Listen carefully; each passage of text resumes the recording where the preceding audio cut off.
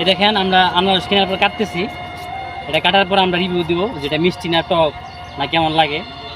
আমার মনে হয় মিষ্টি কম লাগবে, কারণ এখানকার যে কর্মকর্তা উনি বললো যে যে আনারসটা মিষ্টি হবে না, কারণ মাত্র গাছ থেকে বাগান থেকে উঠাইলো, এই জন্য বললো যে মিষ্টি কম হতে পারে।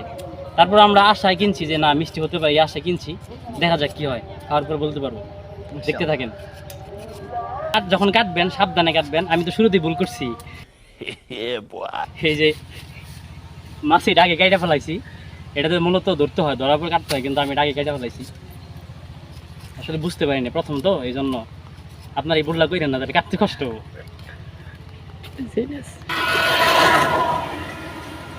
এই যে আমার এক কলিগ আমার সাথে ঘুরতে আসছে, ওরা যেই দেখি খাই রিভিউ দাও কেমন লাগে বলো, দর্শকদের বলো। আলহামদুলিল্লাহ, অনেক মিষ্টি হালকা। আমি শেষে খাওয়ার পর বলবো যে জিনিসটা আসলে মিষ্টি কিনা। আমাদের ক্যামেরাম্যানের কিরকম? সেই সাথ বিসমিল্লাহ। না সত্যি মিষ্টি আছে, কাকা যেরকম বললো ভাবছিলাম যে না টক হবে, তবে মিষ্টি আছে আলহামদুলিল্লাহ।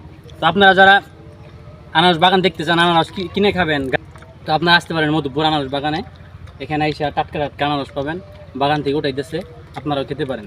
তো ধন্যবাদ সকলকে আজকে এ পর্যন্ত।